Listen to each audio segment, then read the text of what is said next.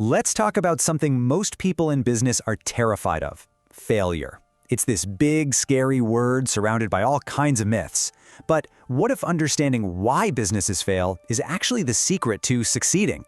Today, we're going to pull back the curtain on the real reasons most businesses don't make it and why that might not be such a bad thing after all. So you've probably heard this one, right? It's that classic, terrifying statistic that opening a restaurant is basically a financial death wish. 90% failure in the first year.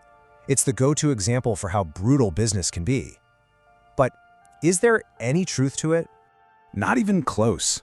Turns out, according to the Bureau of Labor Statistics and a UC report, that whole idea is a total myth. The reality?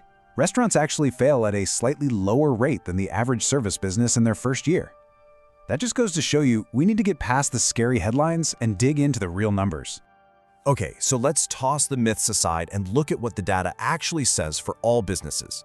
And listen, while it's not that 90% catastrophe, the long-term picture is still a real challenge. The story these numbers tell unfolds pretty quickly. Here we go, the first big hurdle, the one-year mark. The U.S. Bureau of Labor Statistics tells us about 1 in 5 new businesses won't make it past their first birthday. That's a big deal, for sure. But hey, flip that around and it means nearly 80% do survive year one. But then we get to the 5-year mark, and the picture changes. We're looking at basically a coin flip. Just under half of all businesses have had to close their doors by this point. And by the time you hit a decade, that number climbs to almost 2/3.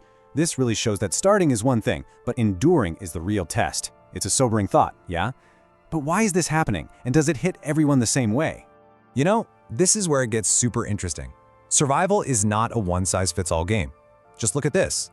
Industries like agriculture have a 10-year survival rate of over 50%. But on the flip side, you've got mining and oil, where less than a quarter of businesses make it a decade. This really hammers home that the industry you pick matters just as much as how you run your business. So if it's not just bad luck or a tough industry, what's the single biggest killer of new businesses? Well, the data points to one overwhelming cause: a total mismatch between what a business sells and what people actually want to buy. So when founders of failed startups were asked to look back and figure out what went wrong, the answers were, well, they were incredibly clear. Look at this. A massive 42% said the reason was no market need. That is by far the biggest slice of the pie. It's way more common than running out of cash, having the wrong people, or even getting beaten by the competition. And this is the key takeaway, right here. You can have the most brilliant, creative, perfectly designed idea in the history of the world. But if nobody actually needs it, if it doesn't solve a real problem for real people, then it's not a business, it's a hobby. This is what people mean when they talk about product market fit. It's not just some buzzword, it's that magic moment when you find a group of customers who don't just like your products, they feel like they need it. And without that, you're building on sand. But failure isn't always about the market out there. Sometimes the biggest roadblocks are, they're inside our own heads. The very way an entrepreneur's brain is wired can create these huge blind spots that steer a great idea right off a cliff. Research shows that entrepreneurs often rely on what are called cognitive biases. Think of them as mental shortcuts that help them make decisions fast when things are uncertain. And those shortcuts are absolutely essential for getting a business off the ground. But they can also lead to some really big mistakes. Let's look at 2 of the biggest offenders. First up is overconfidence. This is the engine that lets a founder look at all those scary failure stats we just saw and think, yeah, but that won't be me. You need that kind of self-belief, but it can also make you totally ignore negative feedback and blow past some very, very real risks. And then there's this one: escalation of commitment. You ever heard the phrase, throwing good money after bad? Well, this is the psychological reason for it. A founder gets so personally and emotionally invested that they just keep pouring more time, more money, more resources into a sinking ship. Not because it makes sense, but because they have to justify everything they've already put into it. And that's the real paradox here, isn't it? These biases are a total double-edged sword. Overconfidence gives you the guts to even start, but it can blind you to reality. Escalation of commitment gives you that incredible dedication to your vision, but it can also prevent you from pulling the plug when you really, really should.